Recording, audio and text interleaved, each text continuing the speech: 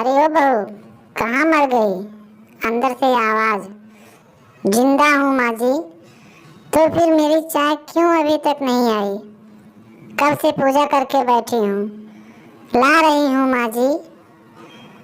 बहू चाय के साथ भजिया भी ले आई। सास ने कहा, तेल का खिलाकर क्या मारोगी? बहू ने कहा, ठीक है माँ जी, ले जाती हूँ। तो सास ने कहा, रहने दे, अब बना दिया है तो खा लेती हूँ। सास ने भजिया उठाई और कहा, कितनी गंदी भजिया बनाई है तुमने। बहू कहती है, माँ जी मुझे कपड़े धोने हैं, मैं जाती हूँ। बहू दरवाजे के पास छिप कर खड़ी हो गई। सास भजिया पर टूट पड़ी और पूरी भजिया खत्म कर दी। बहू मुस्कुराई और काम पर लग गई। दोपहर के खाने का वक्त हुआ। सास ने फिर आवाज लगाई, कुछ खाने को मिलेगा? बहू ने आवाज नहीं दी। सास फिर चिल्लाई, भूखे मारोगी क्या? बहू आई, सामने खिचड़ी रख दी। सास गुस्से से, ये क्या? मुझे इसे नहीं खाना, इसे ले जाओ। बहू ने कहा, आपको डॉक्टर ने दिन में खिचड़ी खाने को कहा है, खाना तो पड़ेगा ही। सास मुंह बनाते हुए, हाँ तो मेरी माँ बन जा। बहू फिर मुस्कुराई और चली गई। आज इनके घर पूजा थी। बहू सुबह 3 बजे से उठ गई। पहले स्नान किया, फिर फूल लाई, माला बनाई, रसोई साफ की, पकवान और भोजन बनाया। सुबह के 9 बज गए। अब सास भी उठ चुकी थी। बहू अब पंडित जी के साथ भगवान के वस्त्र तैयार कर रही थी। आज ऑफिस की छुट्टी भी थी। उनके पति भी घर पर थे। पूजा शुरू हुई।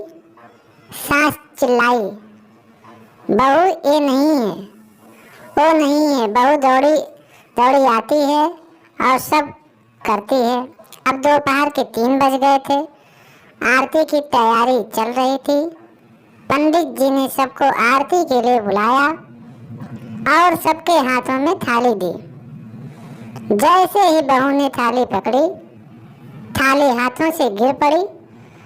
शायद भोजन बनाते हुए बहू के हाथों में तेल लगा था, जिसे वो पोंछना भूल गई थी। सारे लोग तरह तरह की बातें करने लगे। कैसी बहू है, कुछ नहीं आता, एक काम भी ठीक से नहीं कर सकती, ना जाने कैसी बहू उठा लाए, एक आरती की थाली भी संभाल नहीं सकी।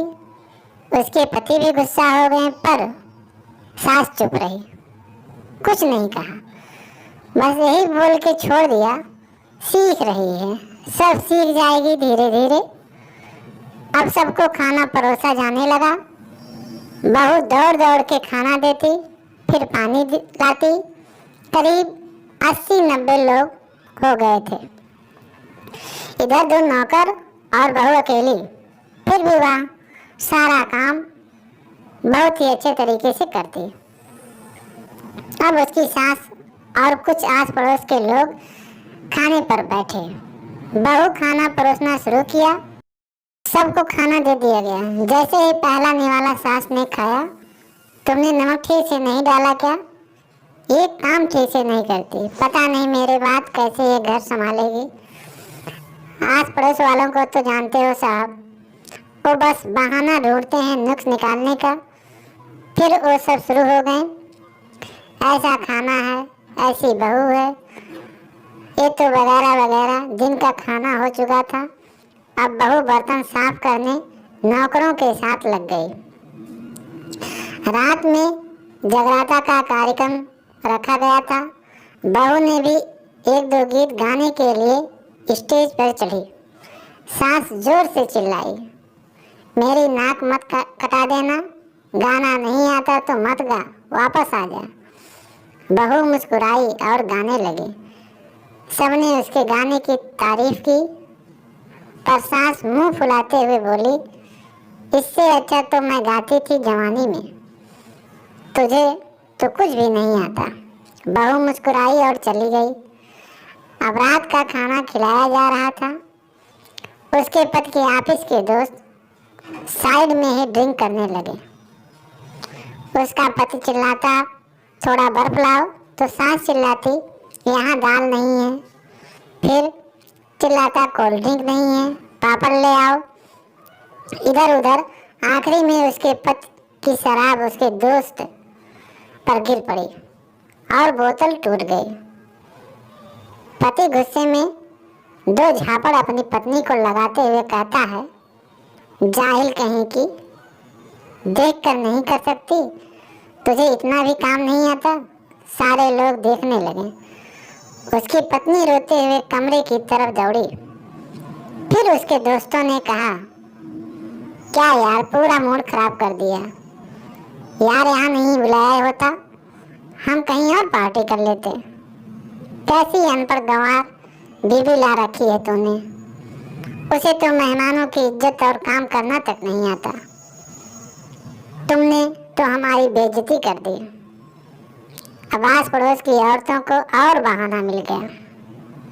वो कहने लगी, देखो क्या कर दिया तुम्हारी बहू ने, कोई काम की नहीं है। मैं तो कहती हूँ अपने बेटे की दूसरी शादी करा दो, छुटकारा पाओ इस गंवार से। सास उठी और अपने बेटे के पास जाकर उसे थप्पड़ मारा और कहा,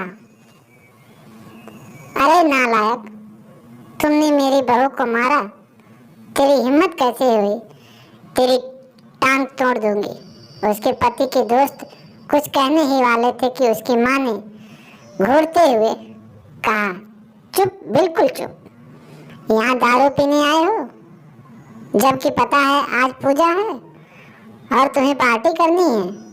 कैसे संस्कार दिए हैं तुम्हारे माता पिता ने। और किसने मेरी बहू को जाहिल बोला, जरा इधर आओ, चप्पल से मारूंगी अगर मेरी बहू को किसी ने एक शब्द भी कहा तो।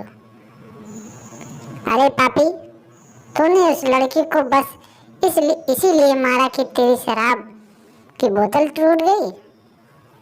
पापी, वो बच्ची सुबह 3 बजे से उठी है, घर का सारा काम कर रही है, ना सुबह से नाश्ता किया, ना दिन का खाना खाया, फिर भी हंसते हुए सबकी बातें सुनते हुए, ताने सुनते हुए घर के काम में लगी रही।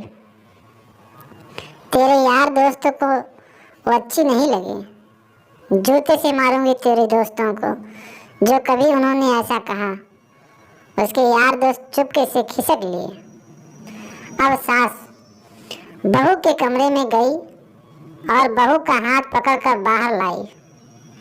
सबके सामने कहने लगी, किसने कहा था अपनी बहू को घर से निकाल के दूसरी बहू ले आ, जरा सामने आओ। कोई सामने नहीं आया। फिर सास ने कहा, तुम जानते भी क्या हो इस लड़की के बारे में, ये मेरी माँ भी है और बेटी भी है। माँ इसीलिए कि मुझे गलत काम करने पर डांटती है, और बेटी इसीलिए कि कभी कभी मेरी दिल की भावनाएं समझ जाती है, मेरी दिन रात सेवा करती है, मेरे 1000 ताने सुनती है, पर एक शब्द भी गलत नहीं कहती, ना सामने ना पीठ के पीछे। और तुम कहते हो दूसरी बहू ले आओ। याद है ना बड़की की दादी, अपनी बहू की करतूत सास ने गुस्से से पड़ोस की महिला को कहा था।